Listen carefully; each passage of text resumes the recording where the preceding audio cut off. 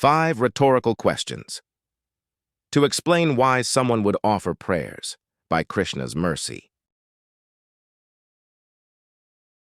Arjun Uvach. Param Brahma Param Dham Pavitram Paramam Bhavan. Purushan Shashvatan Divyamadidev Majam Vibhum. Quote, Arjuna said, "You are the Supreme Brahman, the ultimate, the supreme abode and purifier, the absolute truth and the eternal divine person. You are the primal God, transcendental and original, and you are the unborn and all-pervading beauty." Bhagavad-gita 10.12. The setting is 2 friends engaging in a casual discussion. The topic turns to Shastra, and particularly Vedic texts such as Bhagavata Purana, Bhagavad-gita, Ramayana, and other similar works falling in the category of the mode of goodness, Sattva Guna. These works tend to focus on the singular personality of Godhead, Lord Vishnu, and his avatars.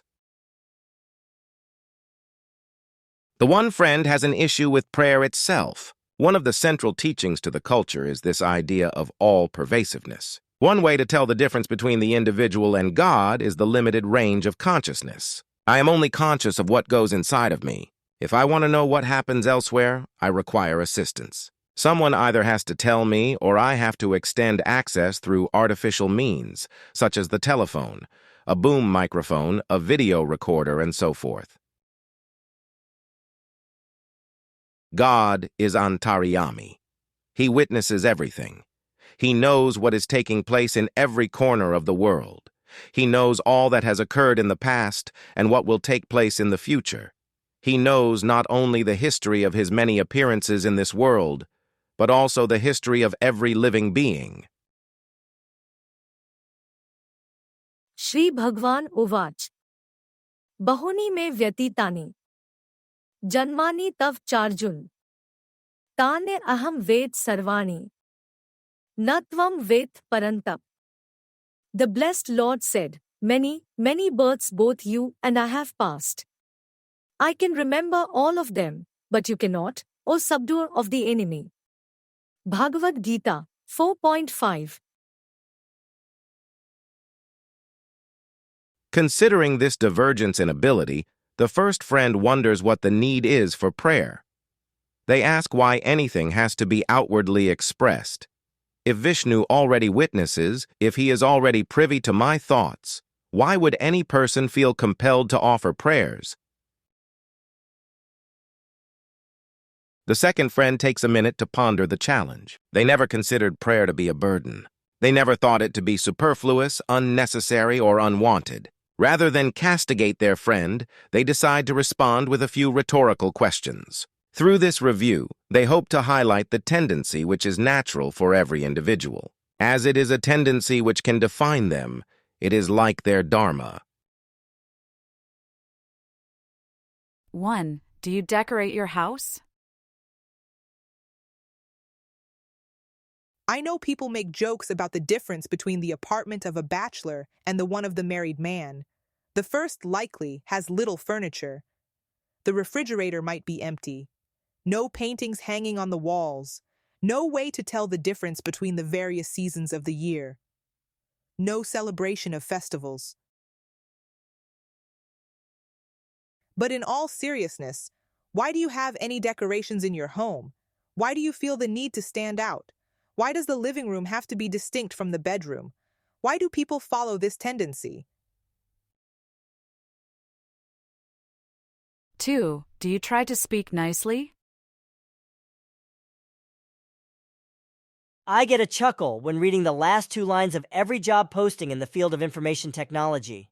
The hiring manager always feels the need to emphasize the requirement for excellent communication skills, as if everyone else is just expecting a complete lack of ability to express ideas and thoughts.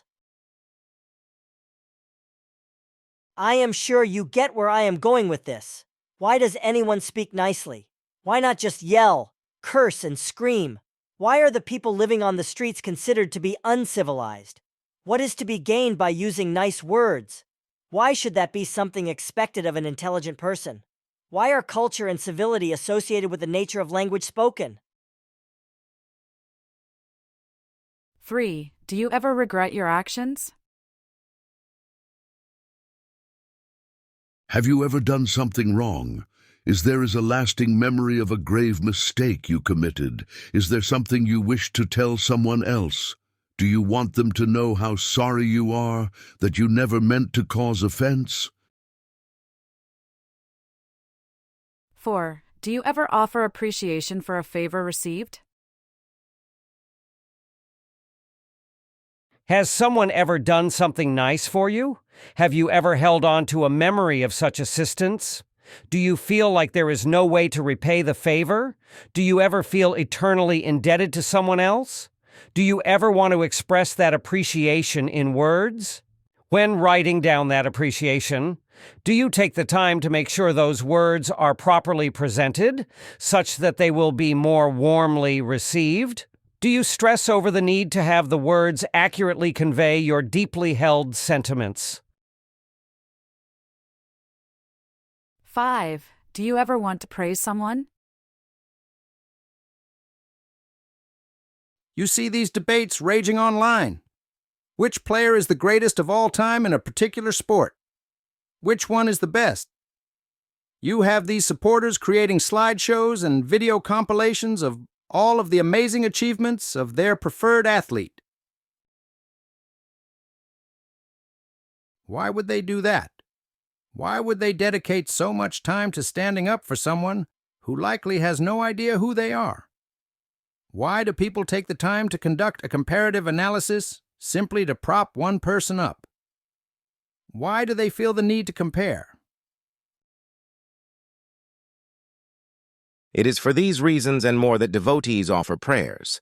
Through those kind words, through those humble submissions, through those wonderful offerings, any person can gain insight into a topic which is otherwise considered too difficult to understand. As Vishnu is Ananta, or unlimited, so are his glories. As Arjuna declared in Bhagavad-gita, the Supreme Lord is the Supreme Pure, Pavitram Paramam, and also the greatest resting place, Param Dhamma.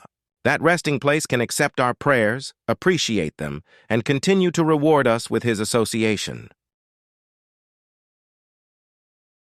In closing, Since my illusion dispelled, to reciprocate compelled. Since my fortunes to save, and everything to me gave. Since steady as friends standing, in whichever circumstance landing.